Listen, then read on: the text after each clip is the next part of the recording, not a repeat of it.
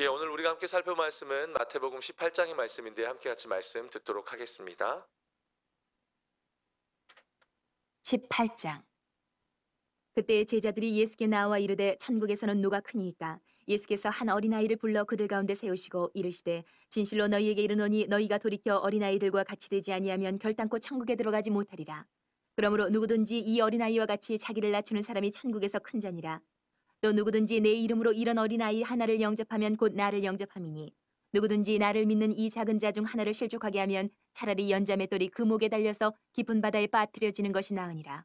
실족하게 하는 일들이 있으므로 말미암아 세상에 화가 있도다. 실족하게 하는 일이 없을 수는 없으나 실족하게 하는 그 사람에게는 화가 있도다. 만일 내 손이나 내 발이 너를 범죄하게 하거든 찍어내어 버리라. 장애인이나 다리 저는 자로 영생에 들어가는 것이 두 손과 두 발을 가지고 영원한 불에 던져지는 것보단 나으니라. 만일 내 눈이 너를 범죄하게 하거든 빼어내 버리라. 한 눈으로 영생에 들어가는 것이 두 눈을 가지고 지옥불에 던져지는 것보다 나으니라. 삼가 이 작은 자 중에 하나도 없이 여기지 말라. 너희에게 말하노니 그들의 천사들이 하늘에서 하늘에 계신 내 아버지의 얼굴을 항상 배옵느니라. 너희 생각에는 어떠하냐? 만일 어떤 사람이 양 100마리가 있는데 그 중에 하나가 길을 잃었으면 그 99마리를 산에 두고 가서 길 잃은 양을 찾지 않겠느냐? 진실로 너희에게 이르노니 만일 찾으면 길을 잃지 아니한 99마리보다 이것을 더 기뻐하리라. 이와 같이 이 작은 자 중에 하나라도 잃는 것은 하늘에 계신 너희 아버지의 뜻이 아니니라. 내 형제가 죄를 범하거든 가서 너와 그 사람과만 상대하여 권고하라. 만일 들으면 내가 내 형제를 얻은 것이요 만일 듣지 않거든 한두 사람을 데리고 가서 두세 증인의 입으로 말마다 확증하게 하라. 만일 그들의 말도 듣지 않거든 교회의 말하고 교회의 말도 듣지 않거든 이방인과 세리와 같이 여기라. 진실로 너희에게 이르노니 무엇이든지 너희가 땅에서 매면 하늘에서도 매일 것이요 무엇이든지 땅에서 풀면 하늘에서도 풀리리라. 진실로 다시 너희에게 이르노니 너희 중에 두 사람이 땅에서 합심하여 무엇이든지 구하면 하늘에 계신 내 아버지께서 그들을 위하여 이루게 하시리라. 두세 사람이 내 이름으로 모인 곳에는 나도 그들 중에 있느니라. 그때 베드로가 나와 이르되 주여 형제가 내게 죄를 범하면 몇 번이나 용서하여 주리이까 7번까지 하오리이까. 예수께서 이르시되 내게 이르노니 7번뿐 아니라 7번을 70번까지라도 할지니라.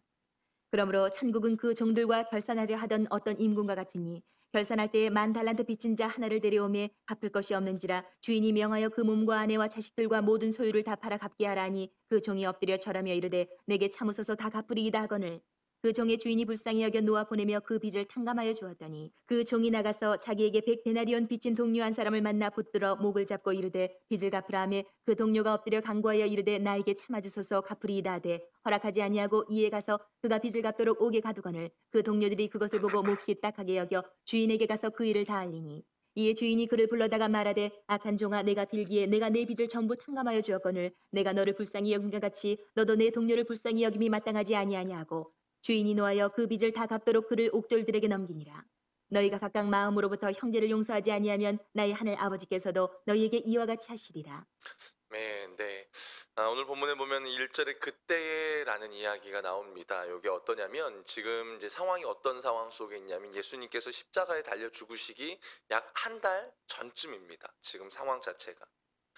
예수님이 공생애를 살아오면서 자신이 메시아 그리스도라는 것을 이제 제자들에게 끊임없이 이야기합니다. 그리고 또 한 가지는 하나님의 나라는 어떤 곳인가? 예수님의 사역에서 크게 두 가지를 예수님은 주로 드러내십니다. 자신이 메시아라는 것, 그리고 하나님 나라가 어떤 곳이냐라는 그 부분에 대해서 계속적으로 말씀하십니다. 특별히 예수님이 이제 그의 공생애 총 3년에 걸쳐서 3번에 걸쳐서 자신이 메시아라는 것을 예수님이 드러내십니다. 오늘은 그 두 번째 말씀하시고 난 이후의 이야기예요. 근데 문제는 뭐냐면 지금 예수님은 계속해서 자기가 메시아이고 또 십자가를 지기 위해서 오셨고 또 하나님 나라에 대해서 계속적으로 말씀하시는데 1절에 보게 되면 천국에서 지금 즉 하나님 나라가 이 땅에 임할 때에 제자들이 하는 이야기가 뭐예요? 누가 큰 제자입니까? 지금 자리 싸움하고 있다라는 겁니다. 여기서 크다라는 말이 위대하다라는 뜻이에요. 그러니까 한마디로 하나님 나라 왕국에서 누가 더 위대한 제자입니까? 주님이 통치하실 그 나라, 이들이 지금 생각하는 것은 이 지상에 임하는 그 나라를 말하는 겁니다. 누가 더 위대합니까? 라고 지금 제자들은 그것 갖고 싸우고 있다라는 겁니다. 예수님은 온 인류를 위해서 구원하기 위해 십자가의 길을 걸어가고 계시는 겁니다. 그러니까 십자가의 길은 무엇입니까? 죽음이고 섬김입니다. 근데 제자들은 그 의미를 깨닫지 못하고 지금 어떻게든 내가 한 자리 차지해 볼까라는 어떻게 하면 높아질까를 고민하고 있다라는 겁니다. 그러니까 여기에 보면은 예수께서 나와 천국에서 누가 큽니까? 라고 이렇게 막 그걸 물어보는 것 같지만 마가복음에 보면 길에서 이 문제 때문에 그들이 쟁론했다라고 싸웠다라고 이야기를 해요. 그걸 가지고 예수님께 나오는 상황인 겁니다. 주님이 십자가의 길을 걸어가는 그 여정입니다. 근데 제자들의 관심은 주님이 걸어가고 있는 그 길이 아니라 어떻게 보면은 다른 것을 바라보고 있죠. 같은 길을 걷고 있지만 정작 다른 것을 바라보고 있습니다. 어떻게 하면 높고 더 많이 쥐고 어떻게 보면 이게 시기와 경쟁이 그 안에 들어 있습니다. 시기와 경쟁은 곧 욕심이고 더 인정받고 싶은 마음이겠죠. 한마디로 십자가의 길과 정반대되는 겁니다. 그러니까 세상의 법칙이 늘 그렇죠. 하나님 나라의 법칙과 세상의 법칙은 다른데 지금 제자들은 주님과 함께 십자가의 길을 걷는다고 하면서도 정작 그들이 생각하고 있는 그 안의 마음은 어떻습니까? 세상의 것으로 지금 가득 차 있더라라는 겁니다. 그런 그들에게 예수님께서 한 어린아이를 불러서 세워놓고 이야기합니다. 3절을 보면 내가 진정으로 너희에게 말하는데 너희가 돌이켜. 여기서 돌이키라는 말이 뭐냐면 그냥 방향을 돌이키다라는 것이 아니라 마음의 변화입니다. 회개와 같습니다. 너희의 진정한 실제적인 삶의 행동까지 변화되기를 원하신다라는 겁니다. 주님이 말씀하시는 게 그래요. 그러면서 예수님이 어린아이들과 같이 대치하며 아니하면 결단코 천국에 들어가지 못할 거야 라는 겁니다. 그러니까 아이들이 갖고 있는 특징이 뭡니까? 그러니까 의존성이죠. 절대적인 의존성입니다. 그 부모를 향해 갖고 있는 의존적인 또 부모의 말에 순종하는 그 부분들 그걸 가지고 이야기하는 겁니다. 그래서 주님은 먼저 누가 하나님 나라에서 큰 자냐라고 물어오는 제자들에게 딱 선을 그어버리십니다. 너희들 질문 자체가 틀렸어 라고 말하는 거예요. 큰 자를 묻기 전에 너희들처럼 교만하고 높아지고 주님의 말씀이 아닌 부분에 관심을 두고 있는 자들은 결단코 천국에 들어오질 못해. 세상의 마인드로는 천국에 들어올 수 없어 라고 주님이 딱 선을 그어버리면서 아주 엄하게 말하는 겁니다. 높아지려는 자는 들어오질 못해. 내가 너희의 십자가에 대해서 말하지 않았냐? 라고 주님이 말씀하시는 겁니다. 우리도 마찬가지죠. 세상의 마인드는 하나님 나라의 마인드와 맞질 않습니다. 들어올 수가 없다라는 겁니다. 세상은 누리는 겁니다. 내가 주인인 겁니다. 내가 높은 자리에 서는 겁니다. 내가 어떻든 간에 그 자리에 서서 내가 누리고 권력을 부리는 것입니다. 주님은 그렇게 말씀하지 않으신 겁니다. 인자가 온 것은 섬기려 하는 것이 아니라 오히려 섬김을 받으려 하는 것이 아니라 섬기려 오셨다라고 주님이 말씀하시는 거예요. 그래서 4절에 보면 누구든지 어린아이와 같이 자기를 낮추는 사람이 천국에서 큰 자다라는 겁니다. 그 자가 큰 자라는 겁니다. 세상에서 큰 자는 높은 곳에 있어야 큰 자이지만 그것이 아니라는 겁니다. 가져야만 큰 자라고 말하는데 그것이 아니라는 겁니다. 하나님 나라에서 주님이 인정하는 자는 어린아이와 같이 주님 앞에서 한없이 자기의 연약함을 인정하고 주님을 절대적으로 의지하고 주님만을 붙드는 자, 주님만을 드러내는 자가 큰 자다라고 말하는 겁니다. 그러면서 주님이 계속적으로 이야기하는 게 뭐냐면 그렇다면 하나님 나라의 공동체는 무엇에 관심을 두고 어떻게 흘러가야 되는지 그 특징에 대해서 말해주는 거예요. 5절 이하에 보면 이렇게 말해요. 굉장히 주님이 세게 말씀하십니다. 또 누구든지 내 이름으로 이런 어린아이 하나를 영접하면 곧 나를 영접함이니 누구든지 나를 믿는 이 작은 자 중 하나를 실족하게 하면 차라리 연자 맷돌이 그 목에 달려서 깊은 바다에 빠뜨려지는 것이 나으니라. 실족하게 하는 일들이 있음으로 말미암아 세상에 화가 있도다. 실족하게 하는 일이 없을 수는 없으나 실족하게 하는 그 사람에게는 화가 있도다. 이게 여러분 우리가 볼 때는 크게 느낌이 오질 않습니다. 그런데요, 그 당시에 어린아이라는 존재가 갖고 있는 특징은 뭐냐면 여러분 이스라엘 백성들에게 3대 약자가 있습니다. 나그네, 과부, 여자, 마지막 하나가 뭡니까? 네, 어린아이입니다.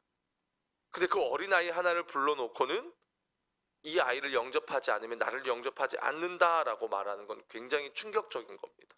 그런데다가 뭐예요? 이런 어린아이 하나 작은 자를 실족하게 하면, 여기서 실족하게 한다는 게 뭐냐면 이렇게 범죄하도록 유도하는 거예요. 넘어뜨리고 의도적으로 그들을 마음을 무너지게 만들어 버리면 뭐라고 말합니까? 연자맷돌. 이 연자맷돌은요, 우리 작은 맷돌이 아니라 그 당시에 보면 나귀가 끌고 가면서 곡식을 가는 큰 맷돌을 말하는 겁니다.